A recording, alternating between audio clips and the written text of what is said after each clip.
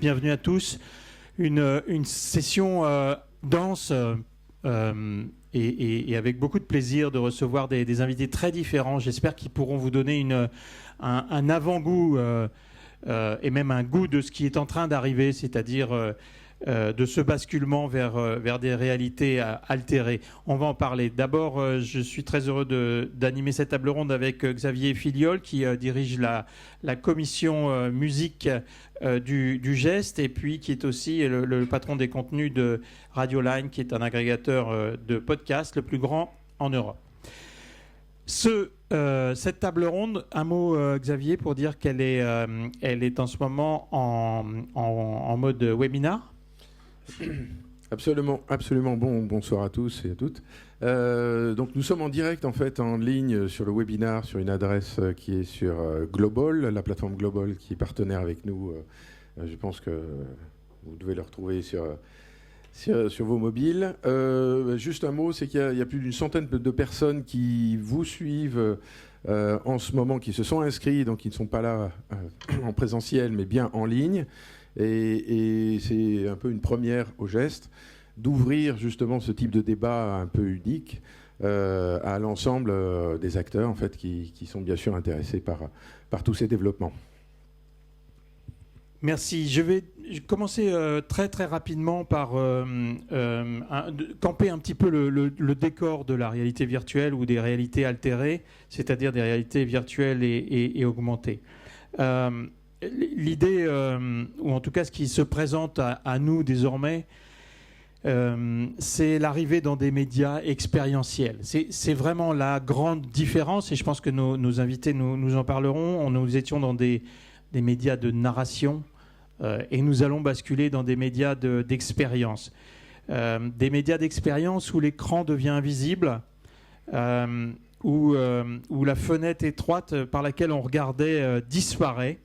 Et c'est ce que propose aujourd'hui la réalité virtuelle en reproduisant des scènes et des paysages dans lesquels le spectateur peut se mouvoir à 360 degrés.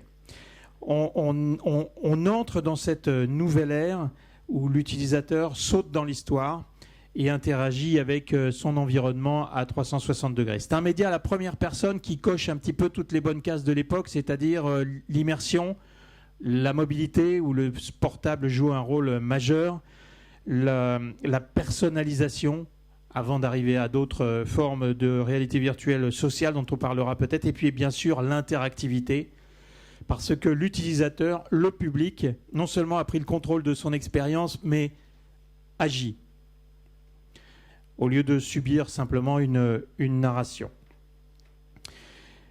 C'est l'une des très très fortes différences.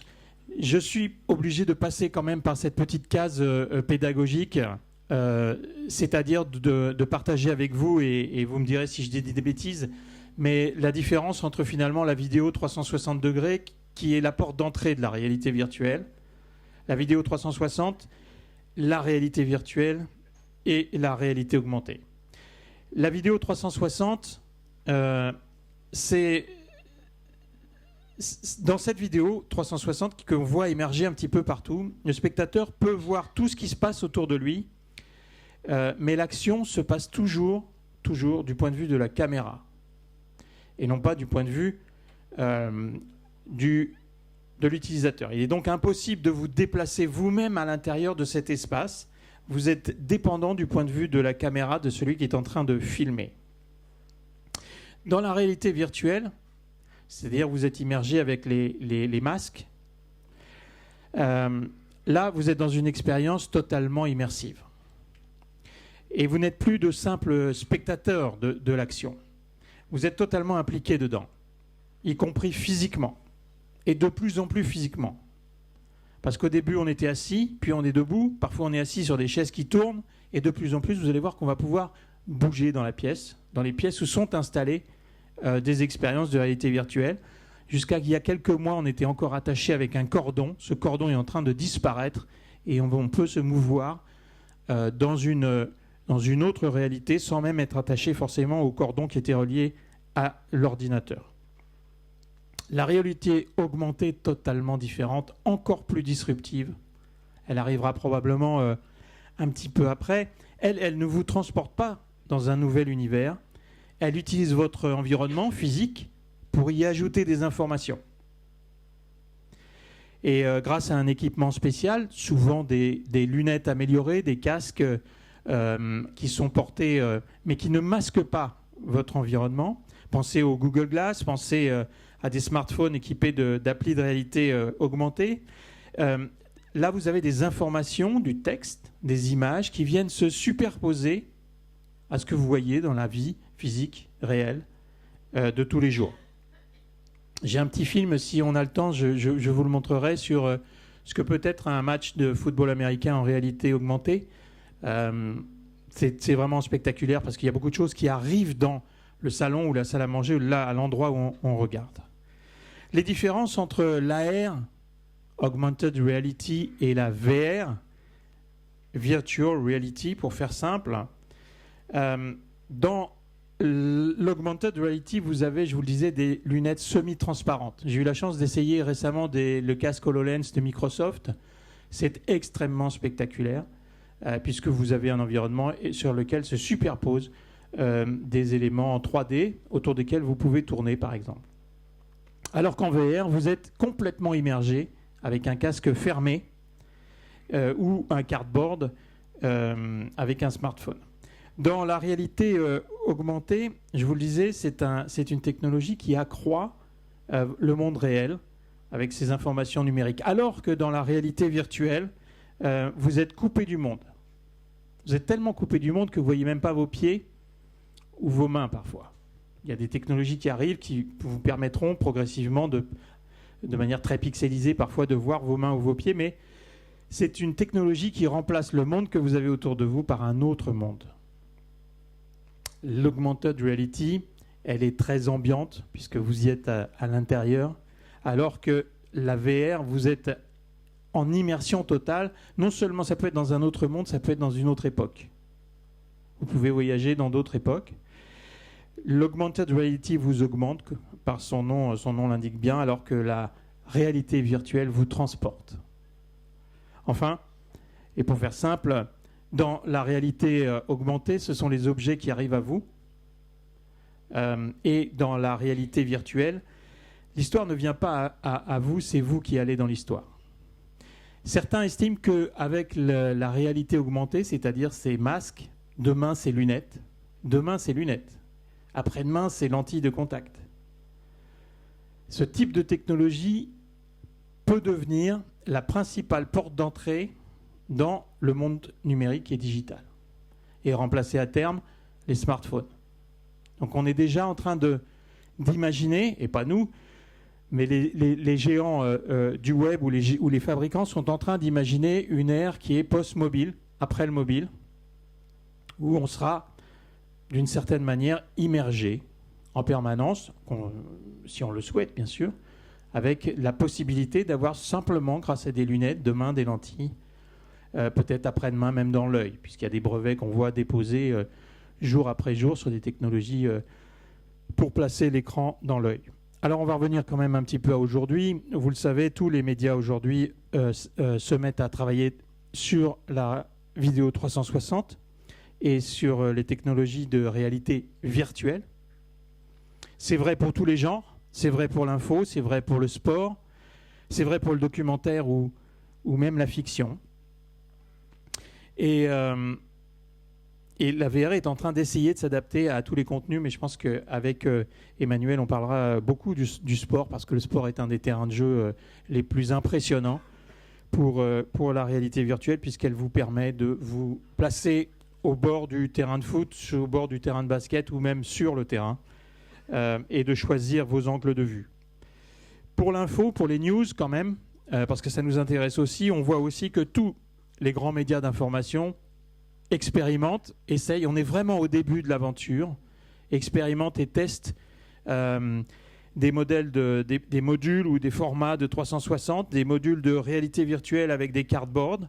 C'est le cas évidemment des médias américains, mais aussi des médias français. Et je pense à l'équipe, je pense à Arte ou chez nous à France Télévisions, où on a essayé, où on teste, on continue de tester des choses le plus souvent autour du sport, avec notamment une retransmission en direct, en réalité virtuelle, qu'on a réalisée durant Roland-Garros et également en 4K.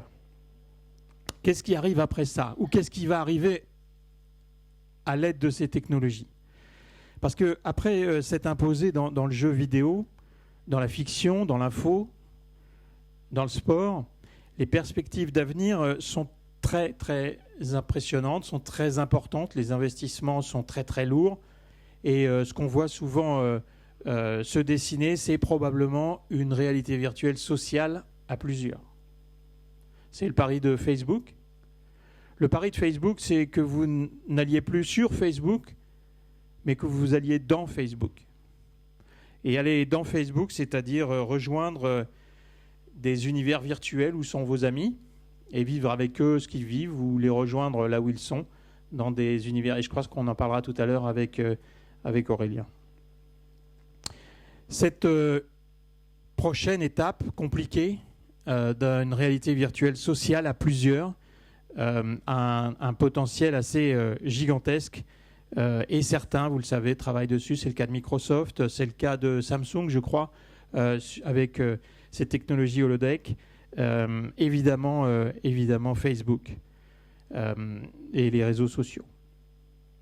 Voilà, c'est ce que je voulais partager avec vous. La réalité virtuelle, cette manière de réalité altérée va modifier la manière probablement dont nous voyons le monde, puisque la manière dont nous voyons le monde risque d'être changée par ces couches d'informations qui vont se mettre entre nous et le monde physique. C'est un terrain d'expérimentation incroyable dans tous les domaines. Elle suscite beaucoup de curiosité. Elle suscite un engouement sidérant des jeunes et des enfants aujourd'hui, notamment par les jeux vidéo. Elle pose des enjeux éthiques importants, notamment autour des données personnelles, autour de là où vous regardez, parce que là où vous regardez pourra être traqué. Mais je pense que le rôle des médias aujourd'hui est d'explorer ce terrain de jeu pour exploiter les potentiels. Nous, juste je vais faire mon placement produit. On a développé avec l'équipe de Metamedia, et c'est en libre accès sur le site de Metamedia, un espèce de best practice, de résumé, de partage du matériel de réalité virtuelle qui est sur le site. Et on a même développé notre casque presque comme celui de Samsung. Mais je vais lui laisser la parole juste après. Merci beaucoup. Jean-Dominique Seval, directeur général adjoint de l'IDAT. L'IDAT, c'est l'un des plus grands think tanks qui travaille sur notre secteur du numérique et notre secteur des médias et des télécommunications. Et je vais lui laisser la parole pour dresser un petit peu les tendances et les premiers chiffres qui arrivent sur ce secteur. Petite introduction pour faire le changement technique. Alors, la réalité virtuelle, nous, on l'analyse du point de vue des marchés, des stratégies d'acteurs et du choc de technologie que ça représente sur l'écosystème des médias, mais pas que. C'est ça qui est tout à fait fascinant dans la réalité virtuelle, c'est ce choc qui est en train de se produire. Un choc sans doute que l'on peut rapprocher des grandes transitions dans l'audiovisuel qui ont été la photo vers l'image animée, le noir et blanc et la couleur, et toutes ces transitions. On est sans doute à une phase de transition, alors sans doute encore plus formidable, mais elles nous ont sans doute tous étonnés à chaque fois. Celle-ci est sans doute un peu particulière pour toutes les raisons qu'a déjà évoqué, voilà, je m'installe, évoqué Eric. Vous m'excusez le petit jeu de mots sur le marché virtuel au potentiel augmenté, mais il y a quand même encore des questions sur ce marché qui est en train de démarrer. Et n'oublions pas qu'il est quand même émergent, hein. Voilà, mais c'est ce que je voulais partager avec vous. Alors, c'est véritablement, et tu l'as bien expliqué, une révolution de l'image. C'est l'ivresse des profondeurs, l'ivresse de l'immersion qui peut nous saisir. C'est déjà bien documenté. Les films nous le montrent à l'envi. On sait vers quoi on va, mais on est évidemment étonné dès qu'on met des lunettes sur le nez et sur le visage de voir la puissance évocatrice et immersive que ça représente. Alors évidemment, la réalité virtuelle, la réalité augmentée est un ensemble un ensemble de technologies qui s'inscrit dans un ensemble encore plus vaste, qui est l'HDR, la 4K, là, il y a le 16K, parce que j'ai fait une présentation sur 2036 il n'y a pas très longtemps, donc je m'étais un peu lâché. L'holographie qui pointe derrière, et puis le son immersif qu'il ne faut pas oublier, parce qu'il y a des révolutions du son qui sont en train d'arriver aussi, et qui participent à cette évolution. La réalité, là, je vais passer très vite mais c'est juste pour vous faire partager, mais ça, vous l'avez vécu autant que nous. Alors, nous on est des analystes, donc on est aux avant-postes, donc on est frappé par cette année par l'avalanche, la vague d'annonces commerciales qui sont faites autour de cette technologie. Voilà, la liste est assez longue. Juste pour rappeler qu'en 2012, cette technologie a été introduite un peu par hasard par un geek dans son garage qui a lancé son Oculus sur Kickstarter et a pris un peu tout le monde de vitesse. C'est une révolution numérique qui n'est pas une révolution industrielle au sens de la 3D, donc je dirais 2-3 mots, mais très très rapidement pour l'évoquer, poussée par des industriels. Là, c'est arrivé un peu par la marge, même si les technologies étaient déjà diffuses, et qui a poussé tout le monde à se dire que c'était le moment. Et très vite, Facebook et les autres, et 2016 a été vraiment l'entrée et l'annonce dans le grand public, pour le grand public, de l'arrivée de cette technologie, qui était auparavant connue d'assez peu de monde. Simplement, j'ai mis des exemples ici de réalité virtuelle, de réalité augmentée. Il ne faut pas oublier qu'il y a derrière pointe la mixed reality, la réalité mixte qui mixte les deux technologies, réalité virtuelle et réalité augmentée, et que c'est des produits et des perspectives qui font un buzz énorme en ce moment, avec des startups comme Magic Leap qui vient de lever 800 millions de dollars, rien que ça, sur cette promesse, puisqu'on n'a pas vu grand-chose à part quelques trials, je crois, si vous me démentirez, mais moi j'ai vu que ça sur Internet. Et donc beaucoup de promesses, tout le monde est très excité par cette promesse de mixer les deux, et ça ouvre aussi de nouvelles perspectives, mais dont vous pourrez nous parler. Alors, le reality check de ce marché, parce que c'est aussi important de se demander si on va vers un flop de la réalité virtuelle. C'est pour ça que j'insistais sur le fait qu'on n'est pas du tout dans le même exercice qu'avec la 3D. C'est beaucoup plus structurant, sans doute, et invasif, puisque là, c'est l'ensemble de l'industrie qui, au-delà de l'audiovisuel, tous les secteurs d'activité qui sont concernés. Je donnerai quelques exemples pour terminer, mais c'est beaucoup, beaucoup plus large. Mais évidemment, c'est encore un marché encore fragile qui est en train de se chercher. On n'est pas très loin de là dans un marché de masse encore. Ça sort des labos, c'est déjà sur le marché, mais il y a encore la preuve. Les proof of concept sont faits. Maintenant, il faut faire les preuves de l'arrivée sur le marché grand public. En même temps, ce qui montre que les choses vont bouger très vite, et je vous ferai partager quelques chiffres sur des marchés qui démarrent très très fort, c'est notamment les jeux vidéo. Qui là, pour le coup, on ne voit pas comment ça pourrait s'arrêter. C'est lancé, c'est parti. C'est un écosystème très particulier qui fait qu'il y a de l'argent côté acheteur pour aller vers ce type de technologie. Il y a une appétence énorme pour les prochaines générations qui permettent d'être toujours dans le plus immersif. Et les développeurs sont là. Je crois qu'il y a eu 200 000 kits de Oculus qui ont été diffusés. Donc, il va y avoir au moins, si tout se passe bien, 200 000 applications qui vont débarquer sur le marché. Donc les développements sont en train de se faire et l'industrie des jeux vidéo est au taquet, est prêt à accueillir cette technologie comme les utilisateurs. Les chaînes techniques dans l'audiovisuel doivent suivre encore. Là, vous en parlerez beaucoup, je pense. Côté caméra, les caméras, elles existent, mais quand on écoute les producteurs, et certains dans la salle pourront en témoigner, c'est compliqué encore. Voilà. Et quand on parle du workflow, certains parlent de cauchemar, c'est peut-être un peu exagéré, mais en tout cas, c'est pas aussi fluide que les chaînes traditionnelles de montage. Et on est encore dans une certaine façon dans un côté expérimental à ce sujet.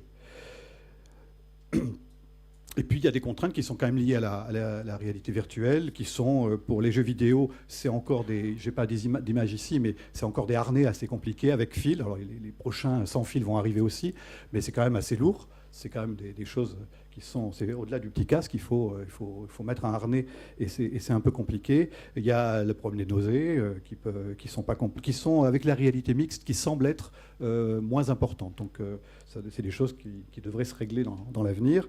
Et puis les prix élevés. Alors dans la partie jeux vidéo, on pense que d'ici 2-3 ans, 2 ans et demi à peu près, les prix vont chuter si le marché se développe comme on le prévoit, très rapidement. Voilà. Donc c'est des échelles de temps qui sont en prévision qui sont assez réduites. Et côté jeux vidéo, et je suis presque à la fin, la preuve que le marché va décoller, ça pour nous c'est acquis.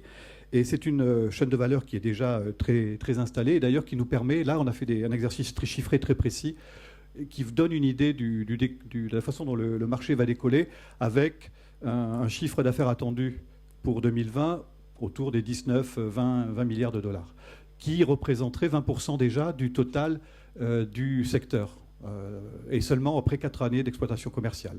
Donc c'est une tendance c'est une prévision qui n'est pas non plus... il y en a d'autres qui prévoient des choses beaucoup plus importantes que ça. 20 milliards d'euros, pardon. Alors là, c'est logiciel et équipement compris. Hein. Donc vous avez ici la décomposition entre le logiciel et les équipements.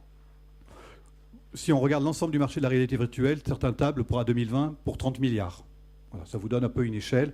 Quand on parle de réalité augmentée, là on est sur des échelles encore plus grandes, mais c'est encore plus difficile à quantifier. Certains parlent de plus de 100 milliards pour ce marché à 2020, donc un total de marché autour des 100, 120, 130, 150 milliards.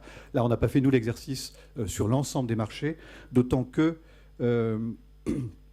on voit, et ça c'est pour vous donner juste une vision, que l'audiovisuel est concerné, les jeux vidéo, bien entendu, la publicité est un terrain d'expérimentation extraordinaire en ce moment, et il y a beaucoup de production autour de la vidéo pour la publicité, mais évidemment le sport est au premier rang, le tourisme, l'e-commerce, l'éducation, sans parler du deuxième slide que je n'ai pas mis ici, mais énormément d'expérimentation dans la santé. Toute l'industrie est concernée, toutes les industries sont concernées, et c'est ce qui sans doute fait la différence avec d'autres changements technologiques qui concernaient vraiment nativement l'audiovisuel. C'est un raz-de-marée technologique qui concerne chaque domaine. Alors chaque domaine est particulier, ce sont des verticaux, ce n'est pas les mêmes, etc., etc. Mais ça veut dire que l'expérience collective, que ce soit dans le monde professionnel et dans le domaine du B2C, est en train de se produire. Voilà, donc moi ce que je retiens comme élément et comme message que je voulais partager avec vous, c'est les perspectives de marché sont là. On n'est pas dans un flop à la 2016, c'est la mort officielle de la 3D telle qu'on l'a connue. Mais la réalité virtuelle, j'essaie d'avoir fait partager ça avec vous, et dans une autre configuration complètement différente. Une multiplication d'applications dans de très nombreux domaines, ça je crois que j'ai insisté là-dessus. Des baisses très rapides et prévisibles des technologies, c'est encore, ça c'est vous en parlerez sans doute, c'est des points qui sont aujourd'hui sur lesquels il y a pas mal de débats. Il y a des classes aujourd'hui, il y a une vraie gamme du cardboard jusqu'au produit le plus sophistiqué, mais il y a encore énormément à travailler sur ces éléments de gamme et sur la baisse des prix des produits les plus avancés. Et pour l'audiovisuel, c'est sans doute, et ça c'est presque le plus excitant, c'est la façon dont on va pouvoir sans doute vivre de nouvelles expériences, les faire vivre et les raconter, donc les écrire. Et ça c'est un terrain d'expérimentation pour de nouvelles écritures et puis de nouvelles façons de vivre ces expériences.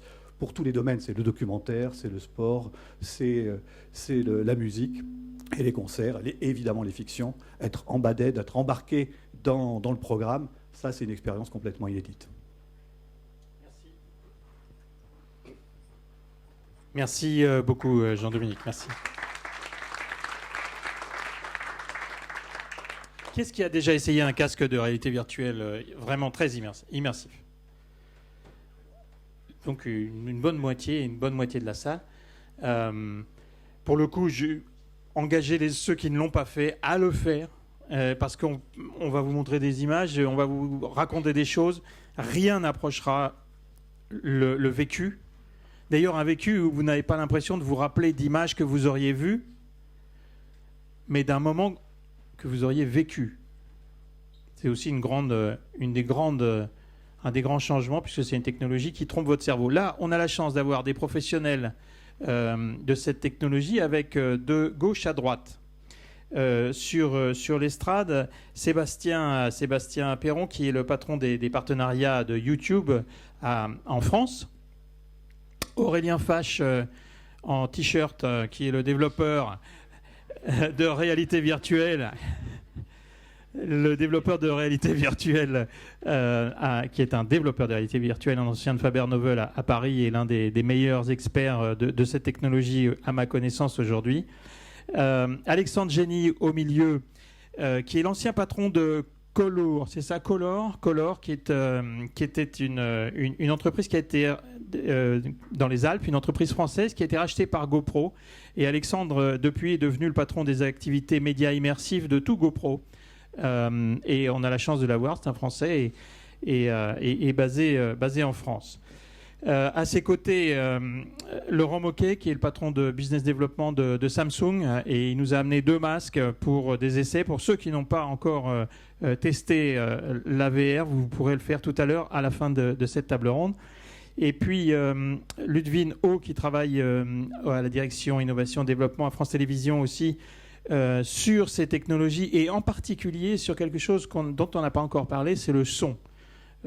Et l'expérience de son binaural, qu'on appelle binaural, qui améliore encore énormément l'expérience. Enfin, Emmanuel Alix, qui est le directeur du pôle numérique de l'équipe.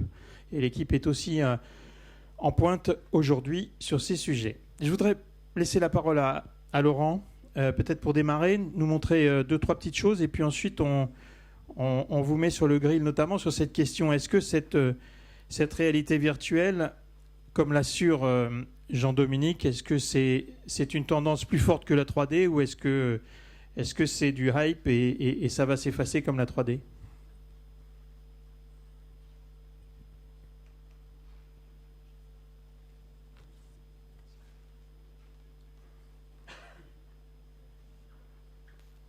J'en profite aussi pour vous dire, si vous avez des questions sur la captation en 360, que Nathalie Dubos, qui est dans mon équipe à France Télévisions, est une JRI qui tourne aujourd'hui en 360, qui expérimente un petit peu tous les modes de tournage, et qui répondra si vous avez des questions sur les modes de tournage. Laurent ? Bonjour à tous. Donc moi, je vais faire très très court. L'idée, on parle de réalité virtuelle. Mon but va être essayer de vous démontrer qu'en fait, c'est déjà plus complètement virtuel pour nous en tant qu'industriels, mais c'est déjà un peu une réalité. Alors pourquoi Samsung est intéressé par la réalité virtuelle ? Pour une raison assez simple aujourd'hui, c'est que nous sommes fabricants de produits. Donc je sais, c'est pas la nouvelle du jour. Ça change pas. Et en gros, on est un groupe industriel. Et aujourd'hui, l'objectif pour nous, c'est de créer un écosystème autour d'un produit que vous connaissez bien, qui est le smartphone. Mais au-delà de ça, de dire qu'on a d'autres produits qui permettent d'utiliser le smartphone de façon différente et d'aller au-delà de l'expérience unique du produit. Donc Eric a évoqué en introduction qu'il y avait peut-être un après smartphone. Est-ce que c'est la première étape ? On ne sait pas, mais en tout cas, nous, l'objectif aujourd'hui, c'est vraiment de créer cet écosystème. Donc là, j'ai présenté uniquement le casque et la caméra. Bien sûr, il y a la montre. Il y a encore d'autres dispositifs qui vont arriver, mais voilà, pour nous, l'idée, c'est vraiment d'installer un écosystème et de dire aux gens, vous avez un mobile, mais au-delà de l'utilisation mobile, on va faire d'autres choses. Pour ça, qu'est-ce qu'on a fait ? Alors, je vais être assez direct. C'est un événement que nous avons monté en France à la BNF le week-end dernier, pendant 3 jours. Pourquoi ? Parce qu'aujourd'hui, on est une des rares marques à avoir un casque présent sur le marché. Et en tant que leader, notre travail, c'est de vulgariser, démocratiser, démontrer ces technologies pour montrer qu'elles fonctionnent. Donc, qu'est-ce qu'on a fait ? On a recréé un parc d'attractions éphémère à la BNF pendant 3 jours, ouvert au grand public, avec 7 attractions différentes. Le chiffre que je peux vous annoncer aujourd'hui, c'est qu'on a eu 42 000 visiteurs. Donc, il y a 42 000 personnes qui ont fait du test, qui ont testé, qui ont utilisé de la VR, qui ont acheté des produits ou pas, c'est même pas le propos. À ce stade, pour nous, c'est de dire, voilà, qu'est-ce que la VR ? On a fait le test à l'instant, il y a à peu près 50% de la salle qui a testé, ça veut dire 50% ne l'a pas fait. Donc nous, on a monté ça pour démontrer, expliquer, donc voilà, avec différents environnements, avec du roller coaster, avec des sièges qui sont bien sûr animés, du surf, enfin voilà, montrer de la variété, montrer vraiment l'expérience et le côté immersif. Bien sûr, nous sommes une société commerciale, là non plus rien de nouveau, donc l'idée c'est aussi de le démocratiser d'une autre façon, et pour ça, rien de mieux que de le promotionner. Donc c'est un produit qui est vendu à un prix très abordable, mais rien de mieux que de l'offrir ou de le mettre en avant à travers différentes opérations, y compris avec nos clients que sont les opérateurs. Donc on pousse vraiment beaucoup à travers ce produit.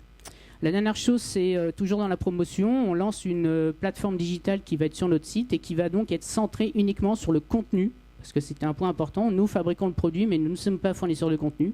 Et donc cette plateforme va pouvoir mettre en avant l'ensemble du contenu disponible à travers le casque VR.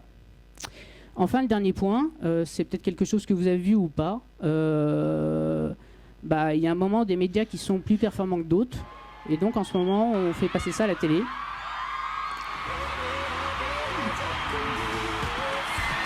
Je suis désolé, c'est un peu...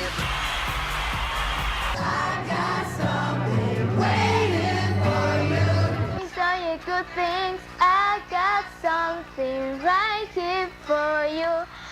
I got something right here for you. Voilà. Donc pour nous, c'est un vrai gros sujet. Et c'est un sujet comme vous pouvez le voir, qu'on promotionne et qu'on veut vraiment mettre en avant aujourd'hui. Voilà.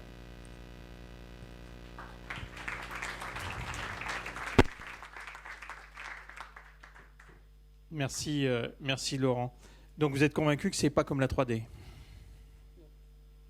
Oui, on est assez convaincu du sujet, oui. On parlera peut-être, on pourra évoquer quelques chiffres en complément de ceux d'IDAT sur les volumes.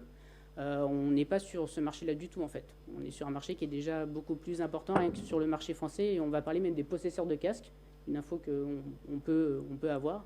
Et aujourd'hui, on est sur des volumes qui commencent à être assez conséquents. Combien alors? On est à plusieurs dizaines de milliers, plutôt au-delà de 50 000 à date. En France, hein? Oui, je parle du marché français. Est-ce qu'il y a des pays qui sont en avance en Europe par rapport à la France? En Europe, pas vraiment. Aujourd'hui, après, le marché français est assez dynamique. C'est aussi pour ça que, à la différence de nos petits camarades dans les autres filiales, on a pour le coup, nous, en France, beaucoup investi, type le parc ou ce genre de choses. C'est un élan qui est au-delà de la France, bien entendu, mais l'appétence aujourd'hui des gens qui sont capables de fournir du contenu, l'appétence du consommateur, elle est assez marquée dans le territoire français. Après, c'est comme toujours, le marché allemand et anglais sont aussi dynamiques pour des raisons qu'on connaît très bien, mais une fois, on est plutôt en avance qu'en retard. Qu'est-ce que vous avez envie de dire aux éditeurs qui sont dans la salle? Est-ce que vous manquez de contenu aujourd'hui? Paradoxalement, et là on va faire le parallèle avec peut-être la 3D ou la 4K, c'est pas complètement le cas. Parce que naturellement, on sent bien que ce soit... alors bien sûr, il y a des éditeurs qui sont pas légitimes, mais plus logiques que d'autres. On va parler des majors, donc les fameux grosses majors US pour le cinéma ou les acteurs de la télé. Mais au-delà de ça, aujourd'hui, il y a beaucoup même de marques, d'annonceurs qui nous contactent, qui disent voilà, on a fait des choses en VR. Comment on fait pour les rendre disponibles au-delà d'une plateforme qui performe très bien, qui est YouTube, mais pour l'avoir vraiment dans le casque en réalité virtuelle. Donc c'est aussi pour ça que, juste pour information, nous lançons notre propre, en France, appli Oculus, pour permettre aux gens de diffuser leur contenu auprès de tous les possesseurs de casques.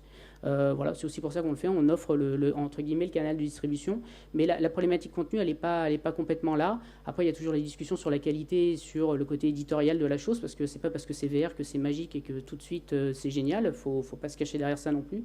Malgré tout, il y a une appétence de l'ensemble de la chaîne de valeur et de production.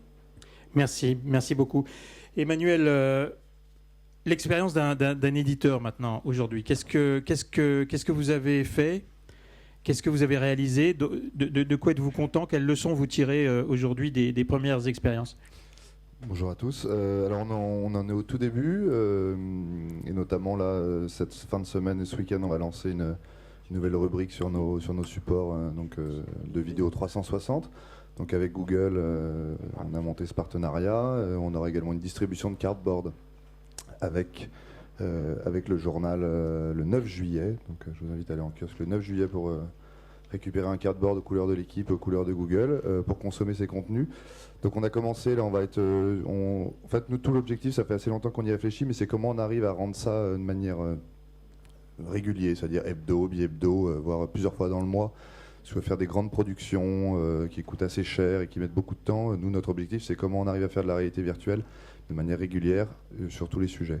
On a la chance à l'équipe d'avoir une rédaction, notamment des photographes. C'est eux notamment qu'on essaye de former à l'usage de ces caméras, de petites caméras. On est sur du matériel assez simple. Donc là, typiquement, on va se lancer avec des contenus autour d'un combat de boxe. À l'équipe, on a la chance d'avoir une chaîne de télé. et donc quelques droits. Dans le sport, on y reviendra, mais ce que tu évoquais, c'est évidemment un terrain d'expérimentation formidable, mais ça vient vite aussi sur le sujet des droits sportifs, ce qui rend un peu plus compliqué le développement de contenu, mais tout de même très intéressant. Je t'interromps un instant, en proportion, combien de journalistes partent avec des caméras 360 ou des...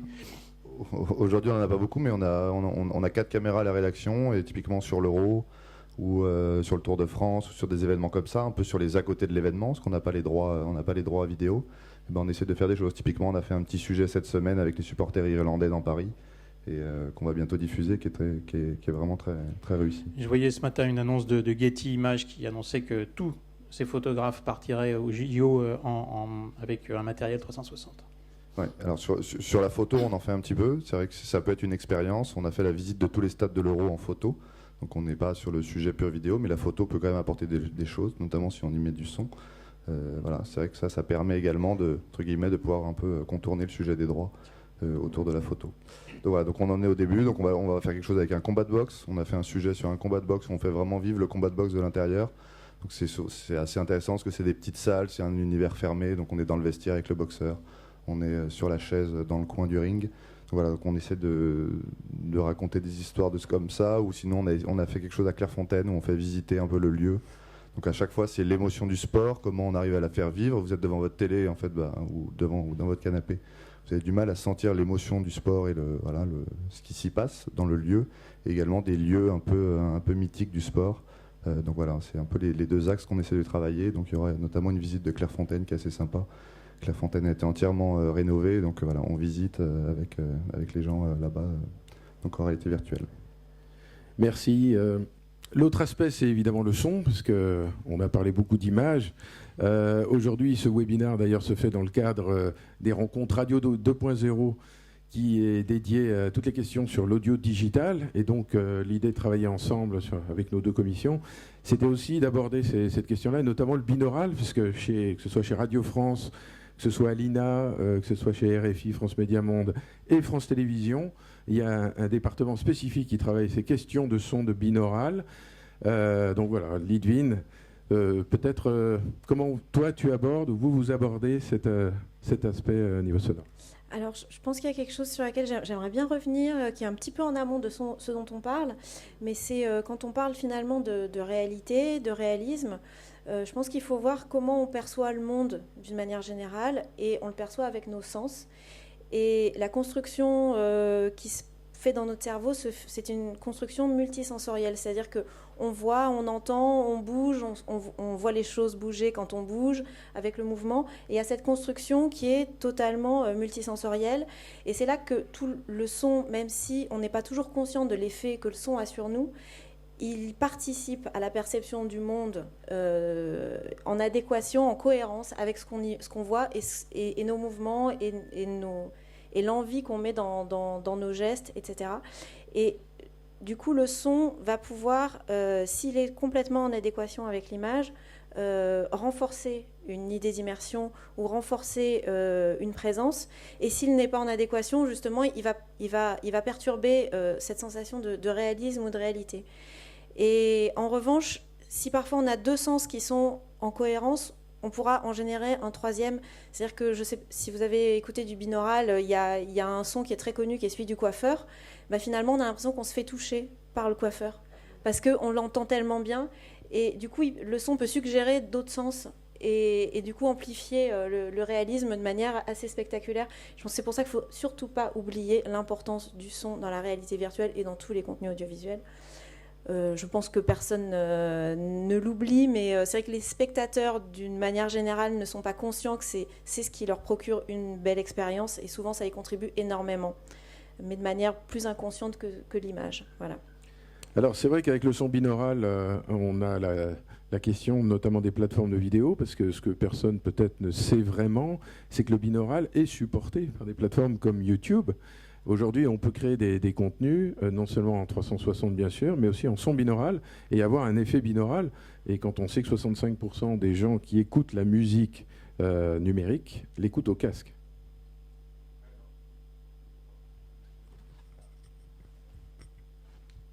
Changement de micro, oui, ça va aller mieux. C'est vrai, et paradoxalement, quand on a annoncé, on a annoncé en même temps qu'on lançait ça et le live à 360. Et les reprises qui ont été faites dans la presse, ça a été beaucoup autour du live 360, qui, il est vrai, était assez attendu. Mais on a beaucoup parlé de sport, et c'est vrai que c'est une des thématiques qu'on voit aussi énormément sur le 360. Un peu moins pour l'instant de musique, et en l'occurrence, il y a un clip que je vous engage à aller voir, des Naive New Beaters, qui vous permet d'avoir une véritable expérience avec la possibilité de les voir sur scène, mais aussi de voir dans les coulisses des gens en train de les filmer, et puis enfin de passer les voir à une soirée où ils continuent de chanter pendant tout le long du clip, etc. Enfin, c'est une expérience qui est assez intéressante. Nous, notre vision de tout ça, c'est, en un seul mot, ce serait démocratisation, même si c'est un mot qui a déjà été pas mal employé. C'est notre métier de base, mais à la fois démocratiser l'usage. C'est pour ça qu'aujourd'hui, il suffit d'avoir YouTube pour voir de la vidéo en 360. Depuis mars 2015 sur Android, depuis mai 2015 sur iPhone. Et puis, c'est possible d'avoir juste un cardboard pour pouvoir... Ouais, t'avais une question ? Ok. Juste avec un cardboard, j'ai emmené un cardboard, c'est mon instant promo à moi aussi, parce que ça peut être customisé. En gros, un cardboard, c'est un truc qui coûte pas grand-chose, que vous pouvez faire avec vos enfants. Il y a besoin d'un bout de carton, j'oublie toujours quelque chose, mais il y a besoin d'un bout de carton, un aimant, 2 lentilles, un élastique, et a priori, vous avez les plans sur Internet.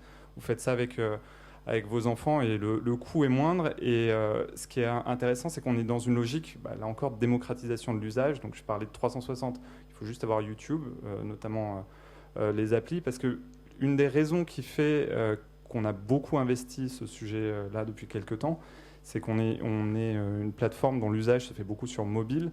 Et on a une expérience sur mobile qui est... probablement bien meilleur que sur ordinateur aujourd'hui, du 360 et de la VR évidemment. Donc c'est ce qui nous a incité à avancer là-dessus. Mais du coup, finalement, si on réfléchit à comment le démocratiser, il faut une techno. Donc sur les caméras, on a annoncé un partenariat avec GoPro, dont je ne sais pas si tu as prévu d'en dire un mot ou pas, sinon je peux pas forcément. Bon. Non, mais allez-y. Non, mais le sujet, c'est juste d'avoir 16 GoPro, ce qui fait une expérience assez folle. C'est 16 GoPro qui sont comme ça en rond. Et après, la problématique, c'est d'arriver à réconcilier tout ça. Et là, il y a une techno Google qui sert à faire ça. Ça s'appelle le LAT stitching, et ça permet de réconcilier tout ça. Sans que ça soit une usine à gaz, parce que ça aussi, c'est quand on parle de facilitation et de démocratisation des usages, il faut évidemment que côté créateur, ça ne soit pas trop compliqué non plus. Donc la techno, d'une part, il faut avoir le contenu. Alors ça, pour le coup, ce n'est pas nous qui faisons le contenu, mais on essaye on a maintenant un YouTube Space qui est un endroit physique, donc on a des caméras à 360 qu'on prête. Typiquement, on l'a prêté au PSG récemment, qui a fait une série de vidéos autour du 360. On l'a prêté évidemment à tout un tas de créateurs. C'est complètement à disposition. Et puis le dernier point, c'est qu'on essaie de former les gens à la production en 360 et à la post-prod en 360 aussi. Vous pouvez partager un peu des chiffres sur l'usage de consommation de ces vidéos 360 par rapport au reste ? Ouais, on a une augmentation pour l'instant, là encore c'est les débuts, mais on a une augmentation, j'ai pas de chiffre France, mais monde de 30% tous les mois environ, d'usage par les internautes. C'est quelque chose comme ça. Et une idée des genres ? Quel type de genres sont plutôt consultés ? À consulter, je ne saurais pas vous dire. En tout cas, ce qui est sûr, c'est qu'en termes de contenu, on a eu beaucoup de sport au début et ça a tendance à se diversifier avec de la musique un petit peu et puis toute forme de narration. Donc on a commencé beaucoup par le sport et ça se diversifie progressivement. Vous nous en dites un petit peu plus sur les prochaines étapes ? Alors déjà, il y a quelque chose qu'on est en train de lancer qui s'appelle Tilt Brush. Ça, c'est sur la VR pure. C'est un truc très impressionnant. Ça. Ouais, on a une. Vous avez racheté une société. Vidéo. Ouais, exactement. En fait, c'est une application. Peut-être que le mieux, si la vidéo est prête, c'est de la lancer. Sinon, je vous raconte en attendant.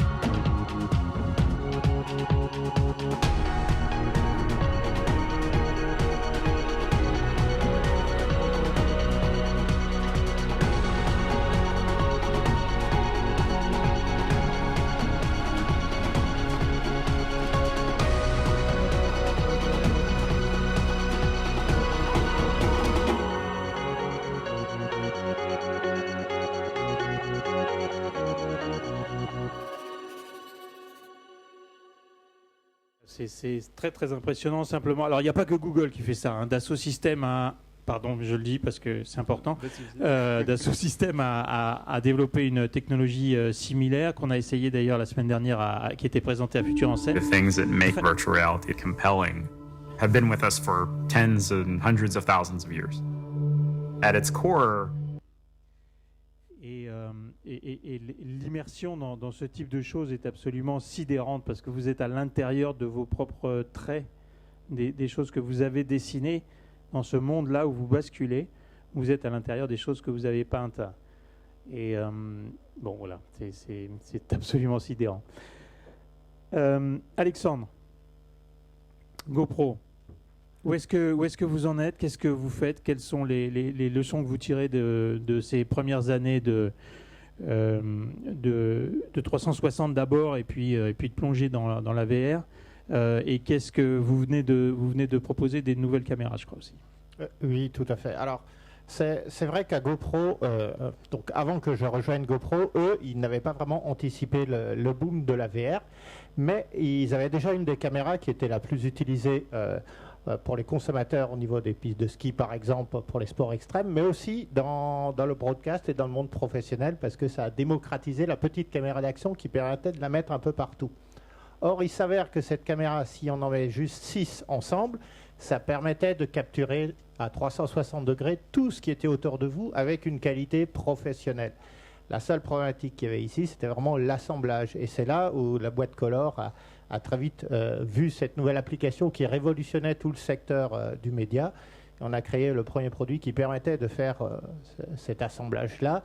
Juste pour une petite interruption, l'assemblage, ce qu'on appelle le stitching en anglais, voilà. C'est l'une des parties les plus difficiles de cette technologie qui est complexe puisque vous avez des multiples caméras, parfois de nombreuses caméras, et puis du 360 et vous devez assembler toutes ces images. Donc vous avez des facteurs 10, 100 d'images à monter et donc une post-production absolument vraiment très compliquée mais qui est en train de se simplifier. Tout à fait, c'est une bonne remarque. Lorsque vous avez un problème avec une seule vidéo, vous êtes bien content avec 4K, imaginez les problèmes que vous avez avec 6 vidéos, chacune 4K. La résolution, ne serait-ce que de sortie, ça peut aller jusqu'à 8K, 10K en résolution vidéo. Ça, c'est déjà un vrai challenge sur pas mal de choses. Néanmoins, avec les solutions sur lesquelles on est arrivé, on a pas mal démocratisé ce secteur qui ne pouvait pas exister à l'époque. Et maintenant, avec des solutions à 5 000 €, on arrive à faire de la 8K stitchée assez facilement. Pas pour les cas, je dirais, encore très compliqués, où les personnes sont très proches, où il y a beaucoup de parallaxe. Mais néanmoins, c'est déjà une grande révolution sur le broadcast et ça ne va pas s'arrêter. Voilà. Exemple de produit qui va permettre de simplifier. Tout ça se fait toujours en collaboration avec nos utilisateurs. C'est un leitmotiv que j'ai depuis 10 ans. La qualité de nos produits vient de la qualité de la communication avec le client final. Plus nous faites de retours, meilleur sera notre produit parce qu'il correspondra vraiment avec le marché. Exemple de ce qu'on a montré, par exemple, au NAB, j'en profite, le petit placement produit comme tout le monde. La caméra qui s'appelle Omni, qui est 6 GoPro, mais cette fois-ci complètement synchronisée. Autrement dit, ces 6 GoPro fonctionnent comme une seule. Vous avez un bouton Start, un bouton Stop, un bouton Record. Vous changez les settings dans un seul et la synchronisation a été réglée dans ce produit-là qui était un des gros problèmes de Et ce ça qu'on appelle coûte les combien multi-rigs. Alors, on le propose en 2 versions. Une version complètement nue sans les GoPro, parce que je sais que vous en avez déjà pas mal en stock. C'est à 1 500 $. Et une version tout inclus, logiciel tout à 5 000 avec les GoPro aussi. Ça ne fonctionne qu'avec les 4 Black pour ceux qui veulent avoir les détails techniques. Voilà. À GoPro, je règle aussi pas seulement le hardware, mais surtout l'écosystème software qui va après. C'est extrêmement important. Comme on a dit, il y a une étape qui est assez cruciale qu'on appelle le stitching. Le stitching, il y a des choses compliquées à gérer. La synchronisation, on l'a fait en hardware, mais il y a d'autres choses, comme par exemple l'exposition. Comment vous pouvez être sûr que la caméra qui est en face au soleil versus la caméra qui est derrière le soleil, vous aurez la même exposition à la fin. Ça, c'est des choses qu'il faut régler absolument.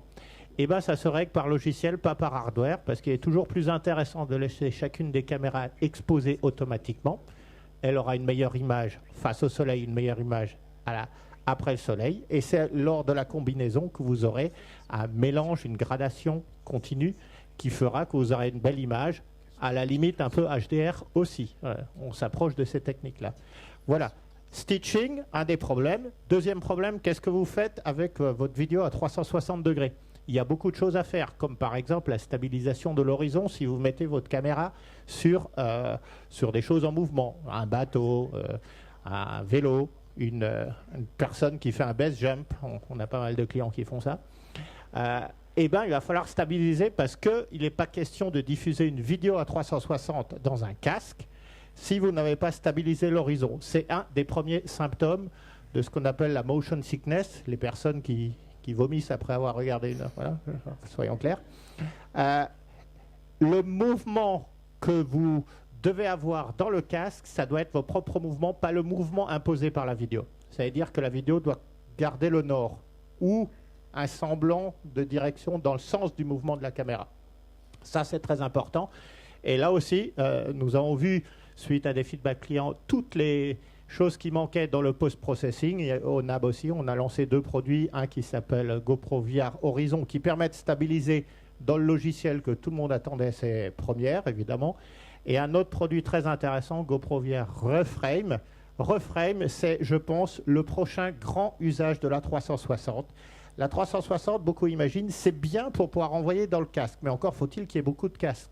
Or, si on a une caméra à 360 suffisamment de haute résolution, vous la mettez à un endroit, et ben vous pouvez extraire de n'importe quel point de vue un Full HD qui est intéressant.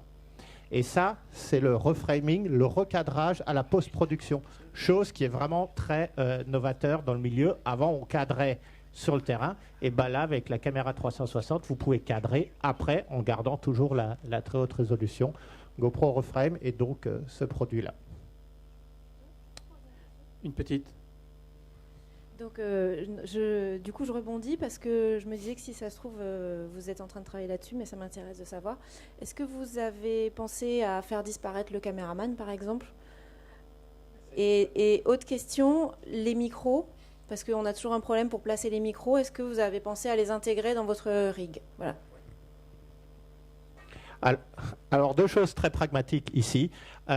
Il s'avère que pour ôter l'opérateur, avant l'opérateur, il y a le pôle en général qui permet de poser la caméra dessus. Et en fait, il s'avère que le pôle, nous ne l'avons pas mis n'importe où, on l'a mis sur un des coins. Et comme on a mis le pôle sur un coin, ça veut dire qu'il y a 2 caméras qui verront le fond et une seule caméra qui verra le pôle. Et ça s'efface automatiquement. Donc déjà, le pôle, vous ne le voyez pas. Ensuite, l'opérateur lui-même, il y a des solutions maintenant de post-traitement très faciles. On vient de publier il y a encore 2 jours un tutoriel sur YouTube pour pouvoir patcher ce qu'on appelle le nadir, qui est la zone basse où on met en général le tripod. Ça, c'est le genre de choses qui sont faisables. Dans After Effects, il y a pas mal de tutoriels aussi qui permettent d'ôter les opérateurs. Il y a énormément de bonnes tutoriels que vous trouvez sur Internet. Où est-ce que je vais placer l'opérateur pour ensuite, en post-production, pouvoir facilement l'ôter. Deuxième question sur le son 360. Évidemment, nous travaillons sur une solution directement basée ceci pour pouvoir intégrer du son, pas vraiment binaural, nous sommes plutôt sur les technologies dites ambisoniques, pour pouvoir créer directement du son 360 à la captation. Alors avant le tutoriel, je voudrais juste passer la parole à Nathalie Dubos, qui est JRI à France Télévisions, qui filme, qui capte en 360 pour avoir son feedback. Quels sont les problèmes auxquels tu es confronté au quotidien? Est-ce qu'on regarde? Est-ce que le caméraman, est-ce que le journaliste se montre, ne se montre pas? Qu'est-ce qui se passe? Alors bonjour. Oui, nous on s'est posé la question parce que dans l'actualité pure, quand on tourne, forcément, on ne peut pas laisser la caméra là et attendre que ça se passe dans une manifestation, des choses comme ça. Donc évidemment, on a pris l'option la plus simple, hein, la caméra, on la met au-dessus du caméraman. L'ingénieur du son, il se fond dans la foule.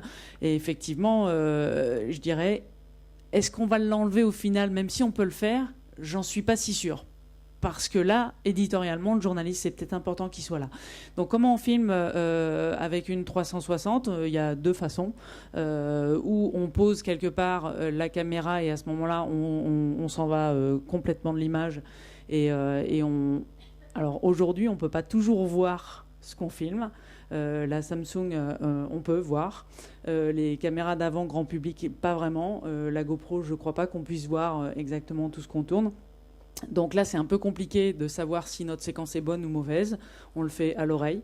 Et la seconde manière, c'est d'être dans l'image et d'essayer de se cacher le plus possible. Si on fait des interviews, en revanche, on ne va pas se cacher. On va se mettre un petit peu, on va volontairement se montrer. Et voilà, les deux façons les plus évidentes de tourner avec la 360 aujourd'hui. Merci beaucoup.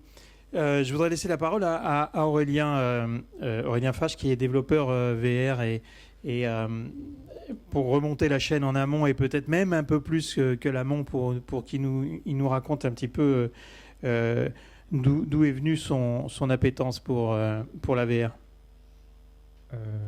Eh bien, la science-fiction, tout simplement. Donc là, là, vous avez le futur de... Alors, c'est même pas moi qui l'ai dit. Là, vous avez Snow Crash de Neil Stephenson. Vous avez le futur de Facebook. C'est pas moi qui l'ai dit, hein, c'est Mark Andreessen, le fameux VC que tout le monde connaît. Et là, vous avez Rainbow Ends, qui est le futur de Magic Leap. Voilà, c'est vraiment... quand j'ai vu le tweet passer, je me suis dit, voilà, il y a peu d'imaginaire, enfin, en tout cas en France, je vois peu de VC qui ont un imaginaire science-fictionnel. Et pour dire la petite chose aussi, Neil Stephenson, l'auteur de Snow Crash, qui est justement... qui a introduit la notion de métaverse. On va peut-être en parler, parce qu'il y a beaucoup d'articles sur... certains prédisent que le futur de Facebook, c'est un métaverse. Palmar Luckey aussi en parle, parce que tous ces termes-là, holodeck, métaverse, don d'ubiquité, c'est vraiment, il faut le penser comme dans la science-fiction, parce que sinon on n'arrive pas à le penser. Hein. Donc c'était un peu le sujet du Barcamp il y a 2 semaines sur le futur des Jeux Olympiques à l'ère des technologies immersives. Mais Neil Stephenson est devenu le Chief Futurist Officer de Magic Leap. Donc c'est pas tous les jours où vous avez un auteur de science-fiction hyper connu qui est devenu... qui est embauché par une boîte qui vient de lever 800 millions par Google. Et enfin voilà, après moi je viens par là, même Ready Player One que tu as lu aussi. Oui, je vous recommande Player One aussi, qui est, semble-t-il, imposé aux nouveaux salariés d'Oculus. Voilà, voilà. Après moi je n'invente rien, hein. Il y a même, j'en ai d'autres aussi, L'Âge de Diamant, voilà, de Neil Stephenson aussi, on en parle beaucoup chez Amazon. Pourquoi on vous parle de ça ? Aurélien vient de vous le dire, parce qu'il est difficile de penser, d'imaginer ce qui va se passer après avec ces technologies. Déjà, on a du mal à les maîtriser, vous le voyez bien, et même à en parler parfois.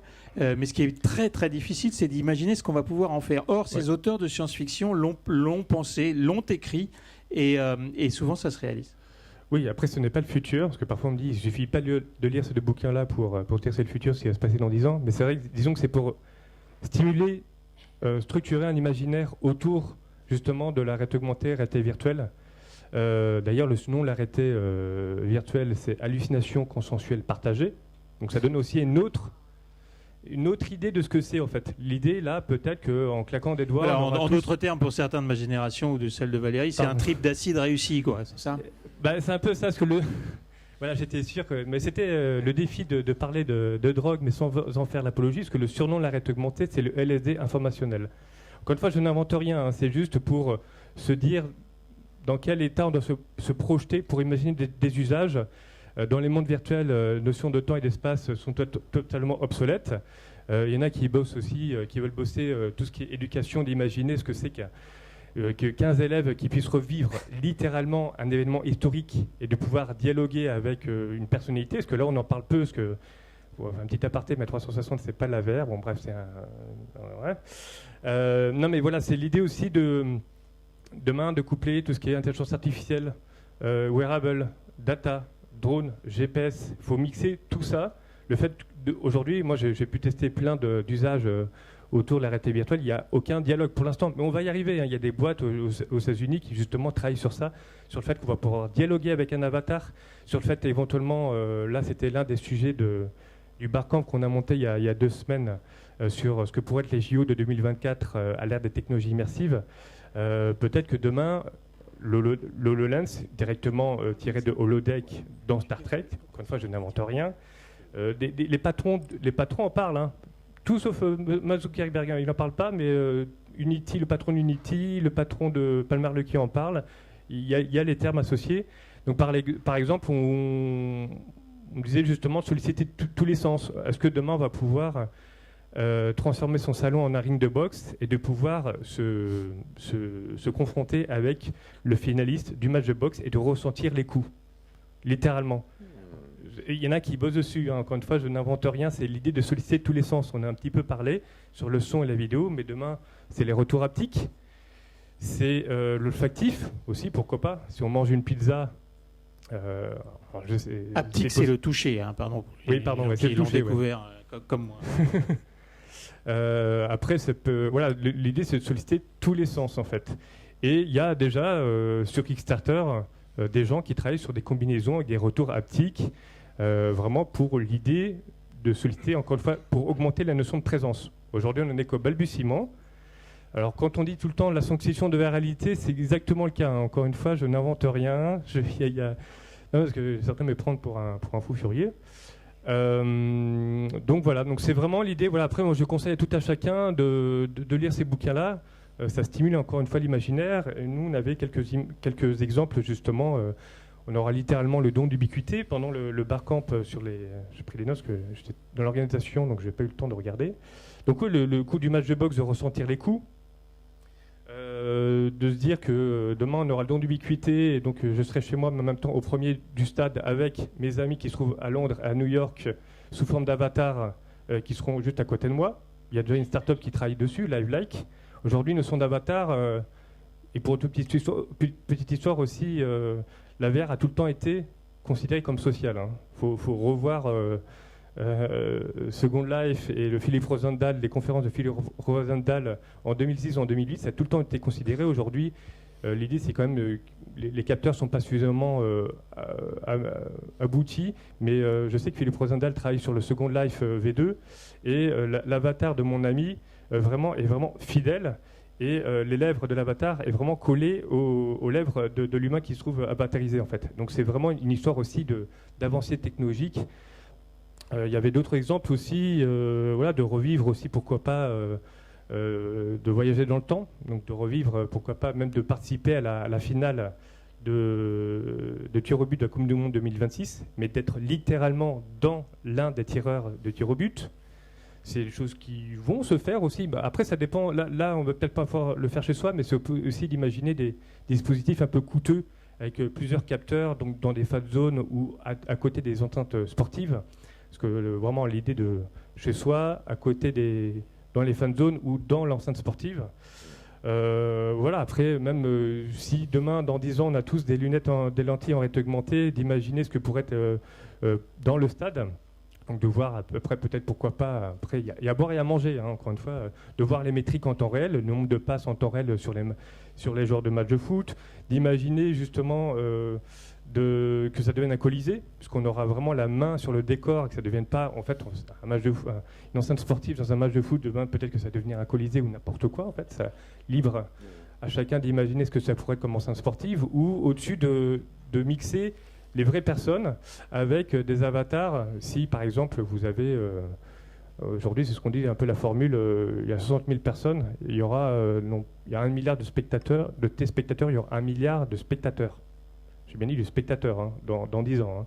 Et c'est pourquoi pas d'imaginer les spectateurs physiques et avatarisés pour vraiment montrer le nombre de spectateurs présents Bien. lors d'un Alors match. ça, c'est la bonne nouvelle. 1 milliard de spectateurs, 1 milliard de lecteurs, peut-être. Et surtout au niveau du business, Voilà, parce c'est que ça. là, quand ils vont vendre la même place à 1 milliard de personnes, voilà, je vous laisse imaginer.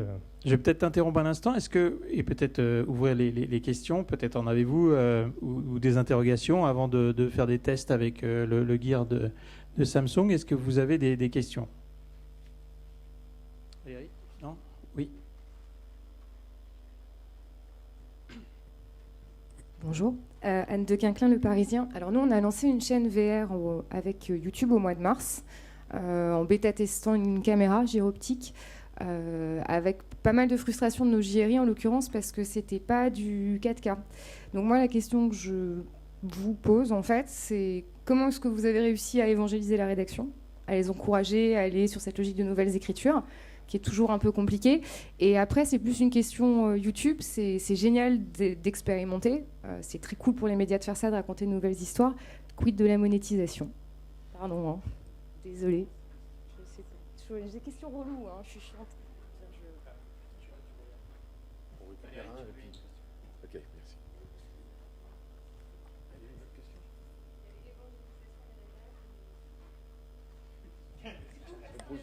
Juste la première réponse sur la rédaction. Alors, clairement, c'est en cours. Et on a fait comment? Eh ben, on a utilisé des caméras, la gyroptique en premier d'ailleurs, et puis au fur et à mesure d'autres caméras qui ont monté en capacité, en qualité, etc. Et c'est en cours. Franchement, voilà, c'est la bonne volonté et puis surtout la passion de beaucoup qui ont fini par faire comprendre que c'était inévitable et qu'il fallait y aller. Et voilà. Donc c'est petit à petit. Oui. Et pour la monétisation, c'est en cours. Non, c'est presque ça. En fait, le point, c'est que sur YouTube, vous avez la possibilité vidéo par vidéo de dire je veux activer ou pas la monétisation.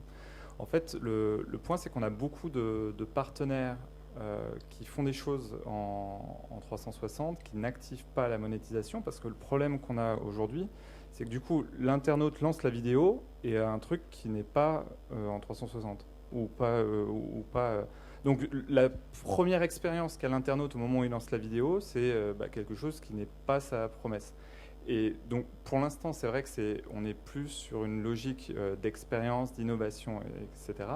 Après, c'est certain que si on veut que ça se développe, il va falloir développer aussi la monétisation. La bonne nouvelle, c'est que les marques s'y mettent aussi.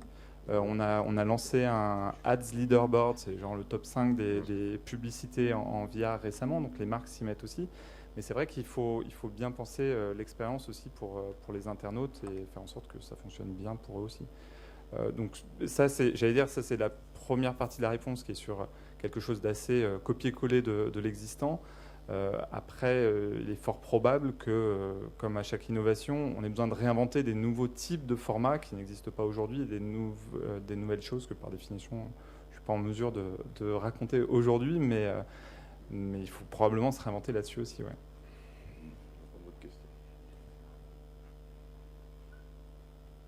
J'avais juste une anecdote et puis une question. L'anecdote, c'est que quand on visite les boîtes de VR à Los Angeles, les gars vous disent je viens de construire une maison et mon architecte m'a construit une VR room, comme dans toutes les maisons qui vont se construire à partir de maintenant, puisque vous aurez besoin d'une pièce dans laquelle vous pourrez à la fois faire de la VR, vivre une expérience VR, mais aussi être filmé par des caméras qui vous enverront votre image. Alors, ceci étant, les boîtes qu'on a vues, elles avaient un peu du mal à transporter votre image à 360 en temps réel, parce que la puissance de calcul que ça demande est absolument colossale et que pour l'instant, ils avaient besoin vraiment beaucoup de temps avant qu'on ait une espèce de Skype dans lequel je m'assois dans mon canapé et je discute avec ma fille qui est dans un canapé en Australie à côté de moi en temps réel.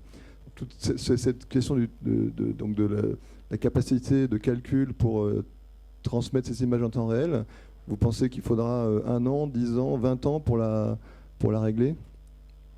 Et donc pour avoir demain un Skype en VR où on sera 3-4 copains autour d'un feu de camp, l'un dans sa VR room à Los Angeles, l'autre dans sa VR room à Paris et le troisième dans sa VR room à Berlin. Ou est-ce que ces problèmes sont des problèmes qui vont se résoudre dans les mois qui viennent? C'est une vraie question de technologie, de rupture technologique qu'il faut sur toute la chaîne complète d'information, depuis la captation jusqu'à la consommation à la fin. Et là, par exemple, il y a des vrais challenges actuellement qui se font. On est encore sur les technologies H.264 dans les codecs. Ces codecs-là sont limités à la 4K. Déjà, le 4K à la télé actuellement, c'est compliqué à diffuser parce qu'il faut une vraie bande passante. Voilà, on aura besoin d'une nouvelle génération, le H.265, qui permette de faire passer plus de choses, mais aussi qu'il y ait des métadonnées qui sont directement orientées pour la vidéo 360. Actuellement, il n'y a pas de métadonnées qui tournent autour de ceci, qui permet par exemple d'avoir le director's cut, la track moyenne qu'on aimerait avoir pour qu'un viewer qui n'a pas de casque, il regarde d'abord que la vidéo tourne d'elle-même tout seul. Voilà, ça c'est des vrais challenges. Il y a dans les comités du H.266, le suivant, des belles propositions qui ont été faites pour pouvoir passer par exemple le flux VR, le flux des prochaines choses qui passeront comme ceci. Une autre question très pratique qui est comment on fera pour avoir une expérience VR sans quelqu'un qui vous tient, qui vous empêche de tomber ou qui tient le câble derrière vous, ou sans des trucs auxquels vous êtes attachés. Comment on va régler ces problèmes très pratico-pratiques qui perturbent un peu l'expérience de VR aujourd'hui? Il y a deux aspects ici. Si on regarde bien les notices, par exemple, d'Oculus, ils imposent, vous n'avez pas le droit de le faire debout, vous devez être déjà assis. C'est bien écrit dessus. Il y a déjà eu je pense, un paquet d'avocats qui ont étudié ces petites choses-là. Évidemment, il y a plein de choses qui vont arriver, qui vont être disruptifs, comme par exemple le wireless. Le jour où on arrivera à faire la même qualité qu'un Oculus ou qu'un HTC Vive, que personnellement j'apprécie plus, et il a de meilleure qualité, de façon complètement non câblée, c'est-à-dire peut-être à base de mobile ou quelque chose qui permet de le faire, là on aura fait un bond en avant. Clairement, il y a des vrais... tout ce qui est le retour haptique va être la prochaine génération de ceci. Comment on gère correctement le contrôleur, comment on gère les volumes qui puissent être dans votre pièce pour éviter qu'on rentre dedans, parce qu'effectivement on a un casque, on ne les voit pas. Il y a plein de petites choses comme ceci qui sont en train d'être étudiées, qui sont très intéressantes. Dans la techno d'Asso System qui était montée récemment, on voit très pixelisé la personne qui est en face de toi, qui est physiquement là. Tu peux lui serrer la main et voir sa main et la serrer. On voit sa silhouette. C'est très impressionnant. C'est la première fois que je voyais, alors que j'étais complètement dans un HTC, la possibilité de voir l'extérieur. Oui, parce que HTC, c'est beaucoup mieux qu'Oculus. Tout le monde, de toute façon, j'ai rien à vendre. Donc, voilà. Non, mais j'ai pu le tester pendant 3 heures d'affilée. Et c'est vrai que c'est assez impressionnant. Vous avez les contrôleurs, donc vous voyez même vos mains. Il y a parfois des petits retours haptiques, justement. Je tirais des tiroirs. Et parfois, vraiment de façon subtile, il y avait un petit retour haptique. J'avais vraiment l'impression de tirer le tiroir. Et vous avez effectivement la zone, donc on appelle ça effectivement room scale. C'est vraiment, vous avez un capteur dans chaque coin de votre pièce. Donc c'est holodeck, c'est vraiment l'idée d'avoir un holodeck chez soi. C'est quand même un enfer à installer. Exactement, c'est pour ça qu'on est très loin. Il y a beaucoup d'articles comme quoi Apple n'est pas prêt d'aller sur le... Parce que même pour des amis geeks, façon de parler, ils ont mis 3 ou 4 heures en fait. Voilà, donc on en est encore loin aussi de la démocratisation. C'est pour ça que les mobiles sont passés par là, mais ce n'est pas... Voilà, on en est parfois, ce qu'on répète aussi, on en est dans les années 80-90 de la VR. D'autres questions?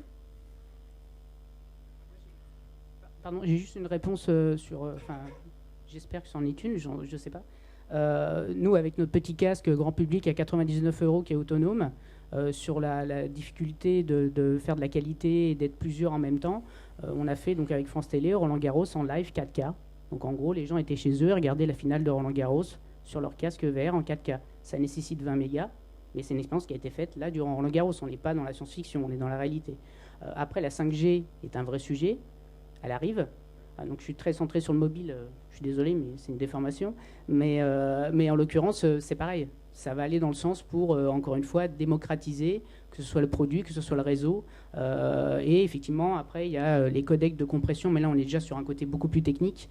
Voilà, moi, sur le côté grand public, la 5G est sûrement pour les clients le gros levier qui va permettre de vivre ces expériences à plusieurs, de façon et sans obligatoirement nécessiter de la 4K, parce qu'à un moment, pour faire Skype, la 4K, peut-être pas nécessaire, quoi. Une dernière question, peut-être ? Non, il me reste à vous remercier, puis à ceux qui n'ont pas encore essayé le casque de venir voir Laurent. Merci beaucoup.